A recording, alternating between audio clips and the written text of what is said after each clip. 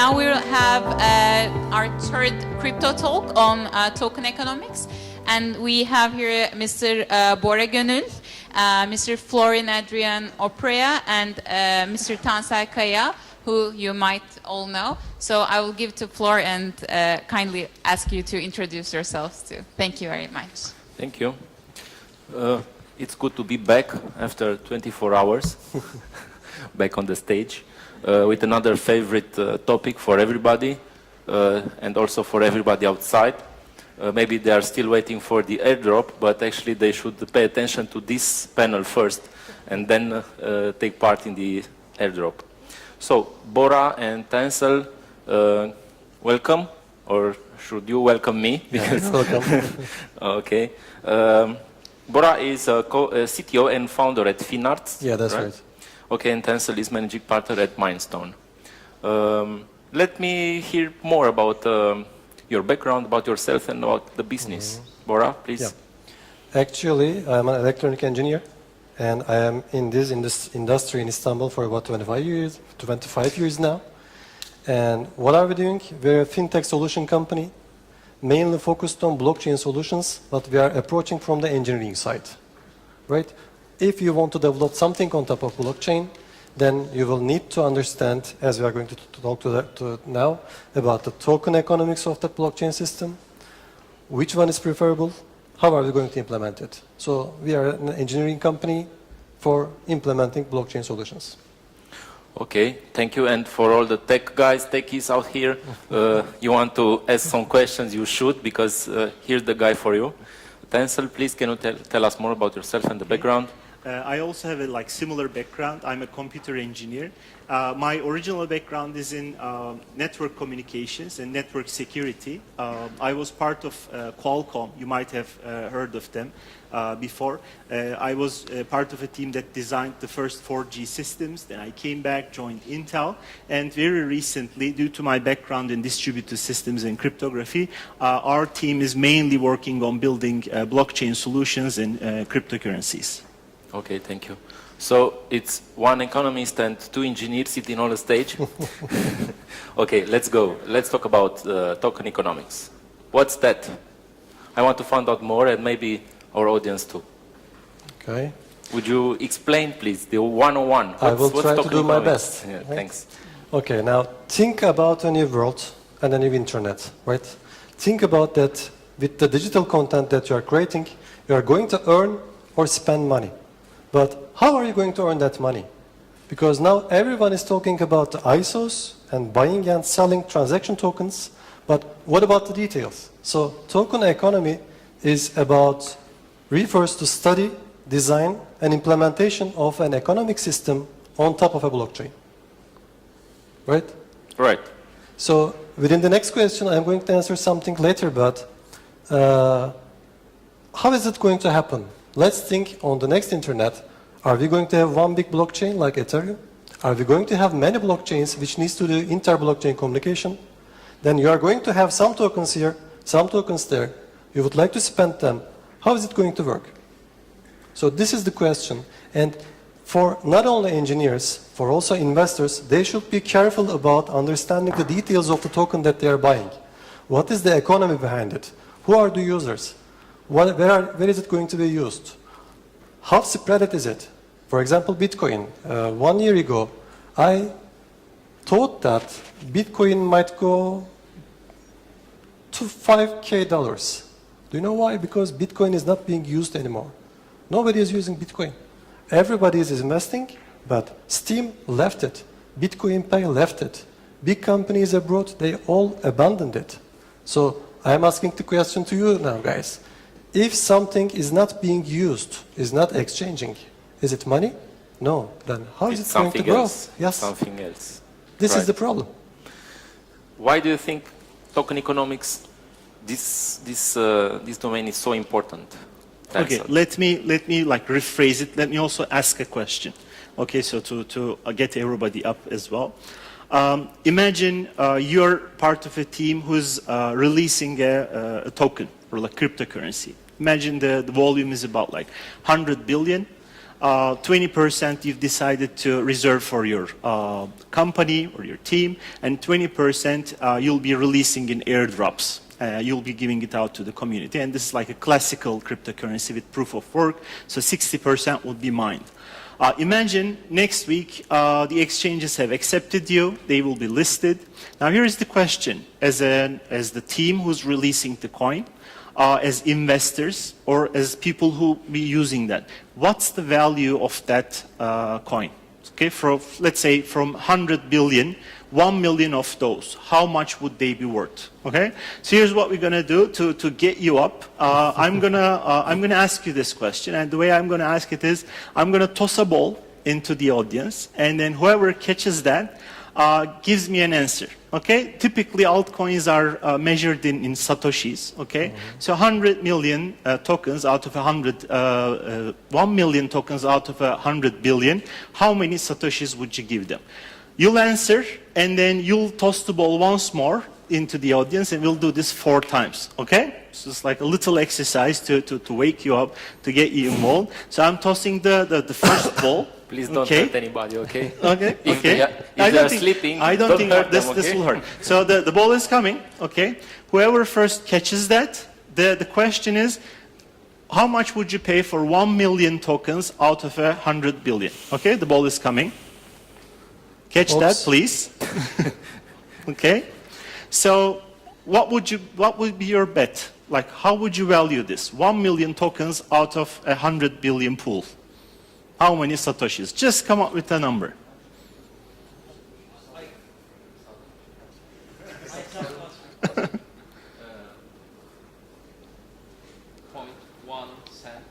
Okay, so it's like 0.1 dollar cents, right? Yeah, dollar cents. Okay. I go dollar okay. because that's yeah, what you that's spend. not bad. That's an approximation. Just toss the ball once more and we'll get one more answer. Okay. There goes the ball in the coffee break zone. Please just answer. It doesn't matter if the answer is right or wrong, but realize that this is a real-time, real-life question for investors, for those people who have created this token, and then this has to be answered. And it's not an easy question to answer. And right now we don't have enough mathematical models to predict it as well. So your valuing, your pricing is also important. How many satoshis or how many cents for 1 million tokens? $0.2. Okay, so the price went up from 0.1 to 0.2. Oh my God, it doubled. Okay, that was 0.1 cents. Yes. Okay, so at least like we have like $0.2. Once more this way, please toss the ball. Okay, the ball came that way. Would you please take it and give us another approximation? Okay, 10 cents. Okay, and one more final answer. Just toss the ball one more time and we should be done, and I'm going to explain you why we are doing this little exercise. Okay. Yeah, you want to answer?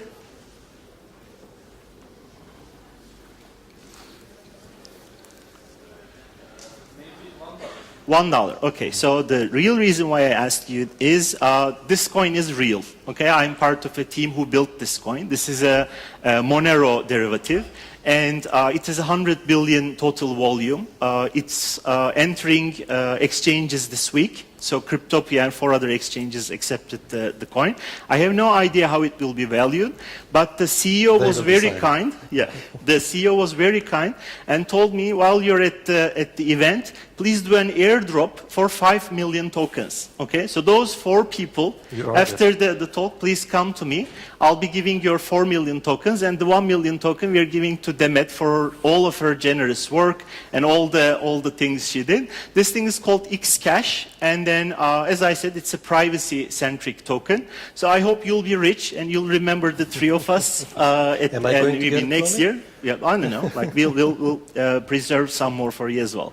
Anyway, for excitement, for waking up, we did this little exercise. But in order to answer these questions, you have all these metrics, all these numerical things you have to answer. The first thing is, of course, volume.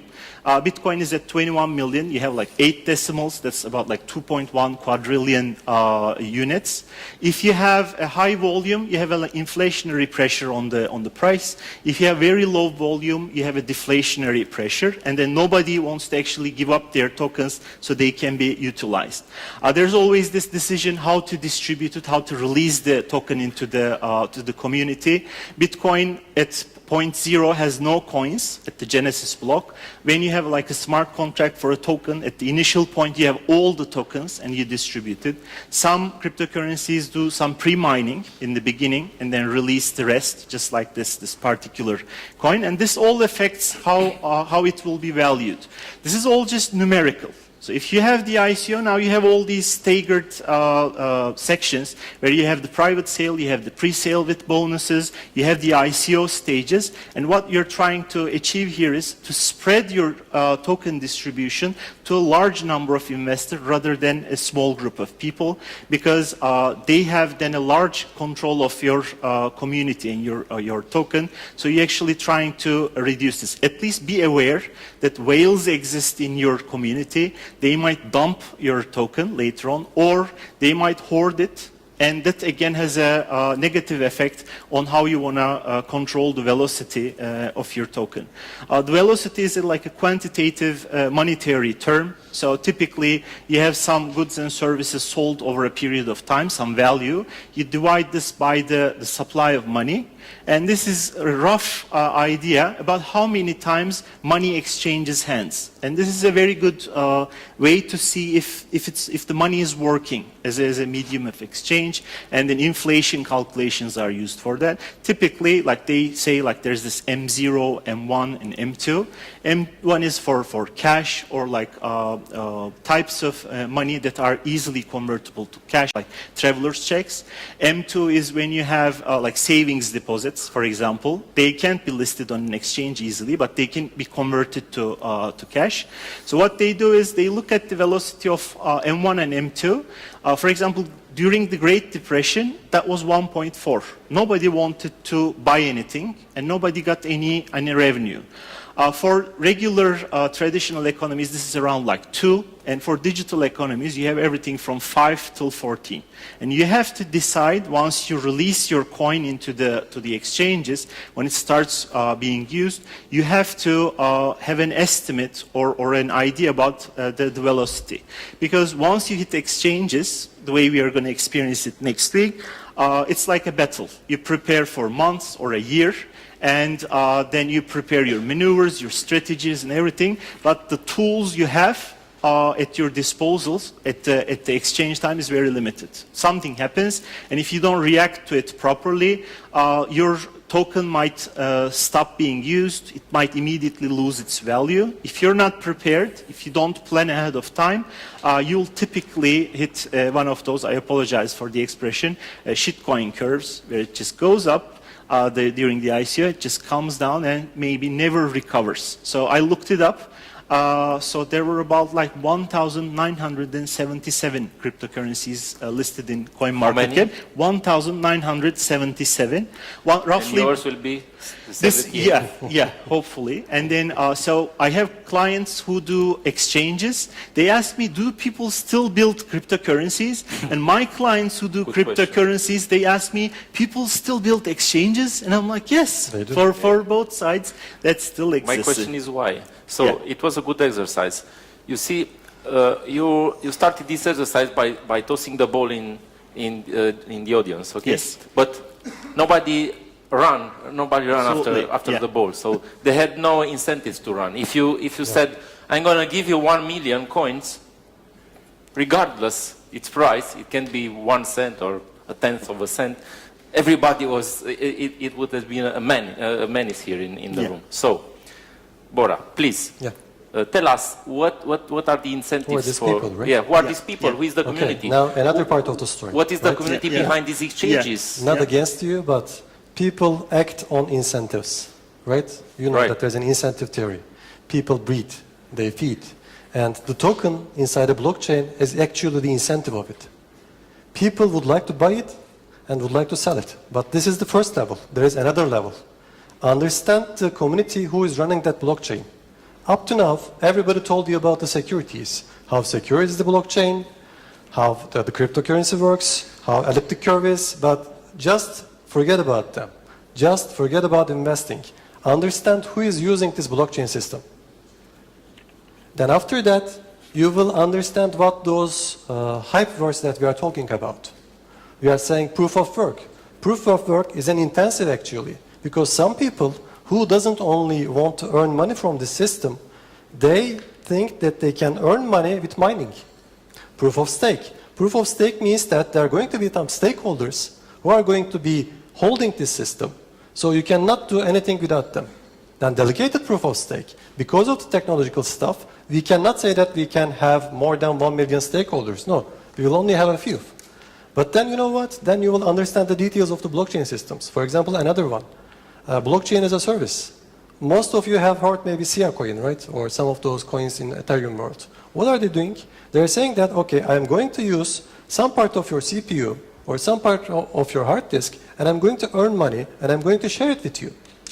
So actually, not against you, but token economics also means this. Understand the details of the system, decide if that system can grow or not. If you believe that it can grow, yes, buy it. But if you think that it's not going to grow, if you don't want to be a part of that community, don't buy. Another example is, have you ever heard of DAO? Yes. Decentralized Yes. Autonomous Organizations? What it means? Everybody is talking about that, right? But nobody understands it actually. Have you ever gambled in digital world? Did you ever play poker? Right? No. Are you trusting to the system? But let's think that I have abstracted this thing. And I have said, okay, you know what?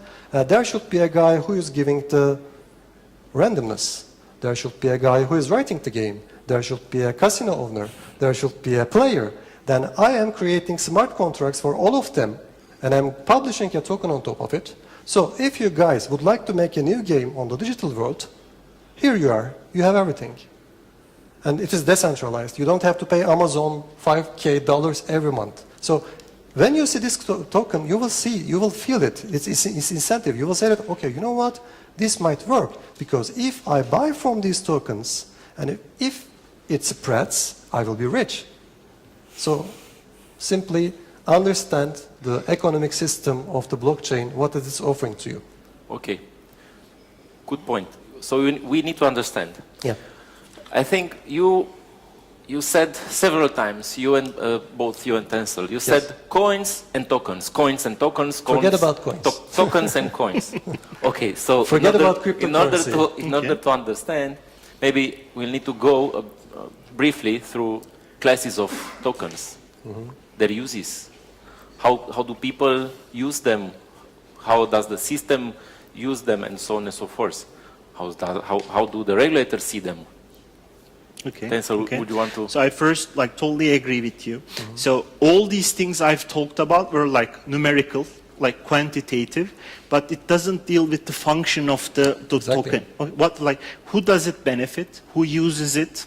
Okay. What purpose does it serve? There are certain classifications on tokens. So when you try to value them, you have to approach it somehow.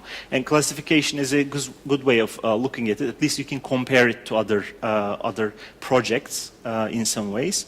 I have a good friend. He's the writer of the book called The 50-Year Dream, Bitcoin, Tuna Özen. He is my go-to source when I want to ask him about new projects, their valuations. What he did was he has a 60-question list. None of it quantitative, no numbers. And then the questions are typically, as we mentioned, what is the benefit of this token? What will happen if the token is removed from the system? Okay, things like this one. And then, but coming back to your question, how we can classify them, there are two ways to approach it. One of them is depending on who you're interacting with. For example, we mentioned cryptocurrencies, native currency tokens.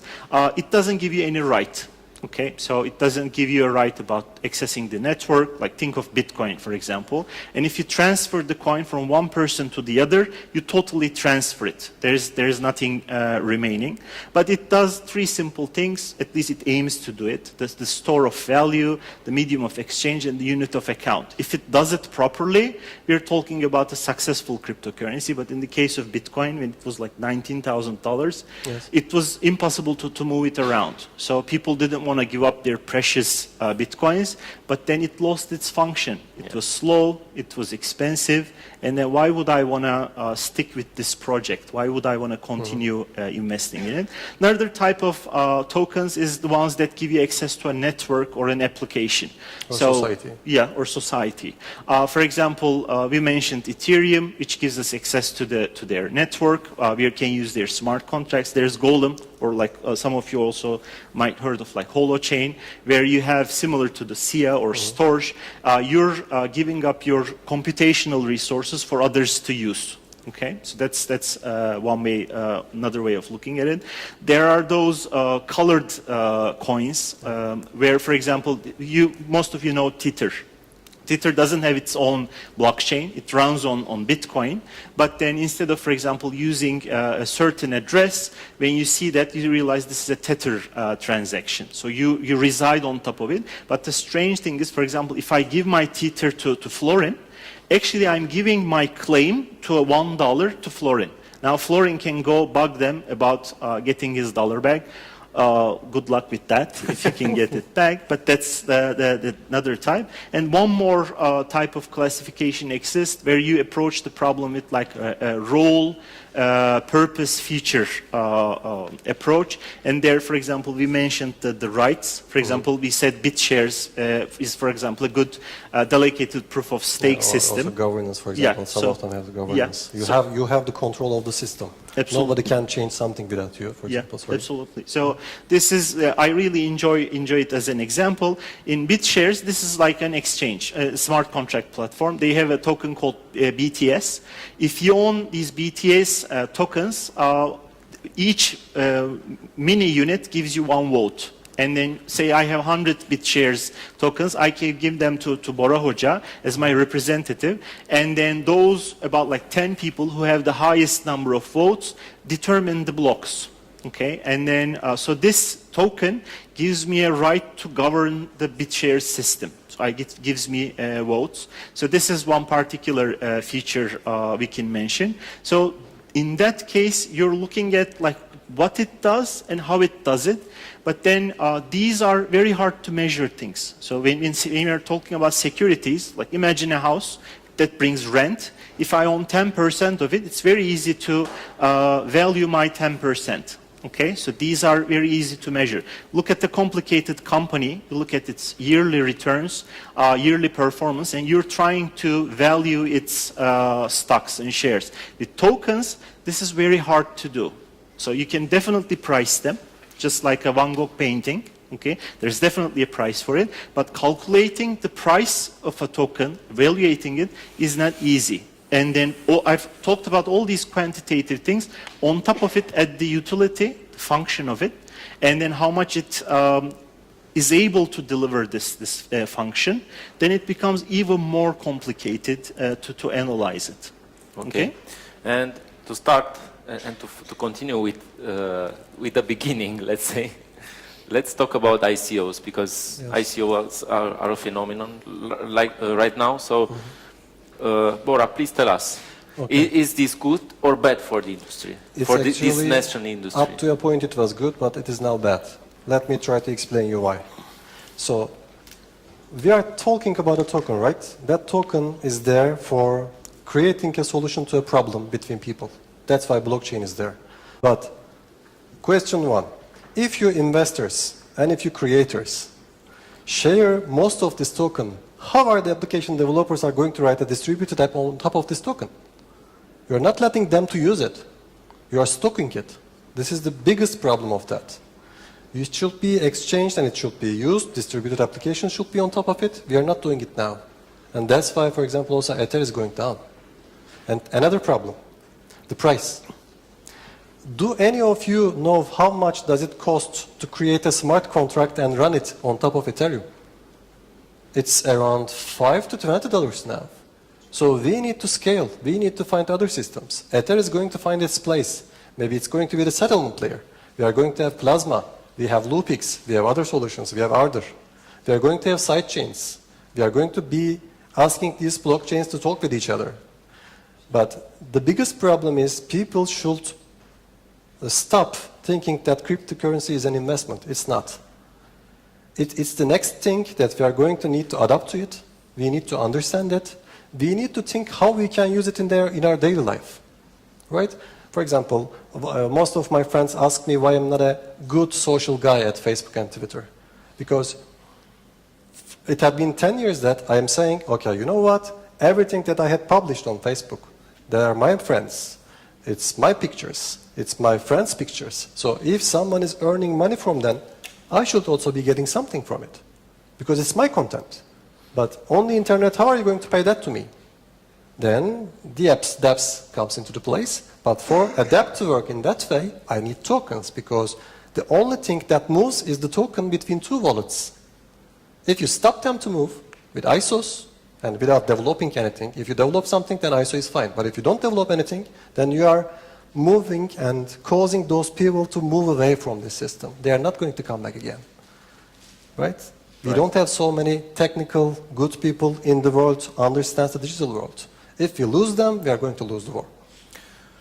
I read some statistics in my newsletter, I think a few months ago, saying that half of last year's ICOs are now done. They are dead, so they are dead projects. Yes. Half of it. So what fueled this phenomenon? Because if you look at the statistics right now, even if we look at it like this, this industry is booming actually. Mm-hmm. And I have some statistics, and we will need to think of a way to go on an average line, okay, in order for this technology to follow its dream, the dream of its developers, and for people to use it for improving their lives. Like I said, ICO funding is booming.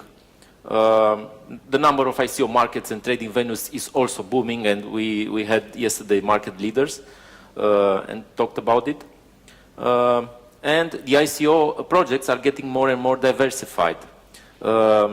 It caught the attention of traditional finance and traditional financial institutions, and also the attention of regulators, because when you are moving, in 2016 there was 0.8 billion worth US dollars of investments in the crypto economy. Mm-hmm. 0.8. In 2017, when things took off, there were 6.5 billion. So that's a whole lot. So regulators are clearly trying to move in, and I think maybe this could be a good sign in order to give legitimacy to various projects, and to get the scammers out, and to get the speculators out, and so on and so forth. Several states, we had some presentations today and yesterday, several states banned ICOs. Mm-hmm. There was their solution for this problem. A quick solution. And other states are creating their own regulatory framework, like Malta, of course, we had yesterday. But not only Malta, because people are forgetting about South Korea and Japan, and it all started there. And I think they are the most advanced states right now regarding regulatory framework for this space, because they are regulating exchanges out there. Exchanges need to go through security filters in order to trade cryptocurrencies. This is a good sign, and I think this will be a trigger for the Western economies too. It's a lot of politics in the Western markets, a very lot of politics. But I think they will move too. And why? Because money follows money, and because big financial institutions were driven in these markets. In 2016, there were 16 crypto funds, new crypto funds. In 2017, there were 100. And this year there are 160. So when you see that, and when you have the need to diversify your investments and to you have the perspective for a bigger profit for your clients, then you go to the regulators and ask them to regulate this space because you need it. And I will end, because we are running late, I will end with, let's say, an optimistic approach. CME, Chicago Mercantile Exchange, was the first exchange in the world to launch Bitcoin futures. It gave legitimacy, and Bitcoin was up to $19,000 and then was down. Actually, I think there was a lot of speculators in the market because you drive the price in the cash markets and then you use the derivatives in order to cash in the profits. But markets are still booming, okay? There are more investors, professional investors in the market right now. Their chairman, Chicago Mercantile Exchange Chairman Emeritus, Leo Melamed, was the one who implemented the international money market. This was the world's first financial futures exchange. You do the math. So they were creating this market for financial futures, and they started with currency futures, and they were the first in the world to start Bitcoin futures. So I think this is optimistic, this is a good sign, and having big financial institutions as drivers in this nascent industry will drive also regulators in, and everything will be okay in the end. Okay, thank you very much for your participation and for your insight, and hopefully we will see each other in 1 or 2, and everything will be okay in the ICO markets and in this world. Thank you. Thank you. Thank you. And those 4 people, please approach me, and then we'll be talking about how I'll be able to transfer those. So he was not joking. Actually, no, I was not joking. He's giving the millions. Okay.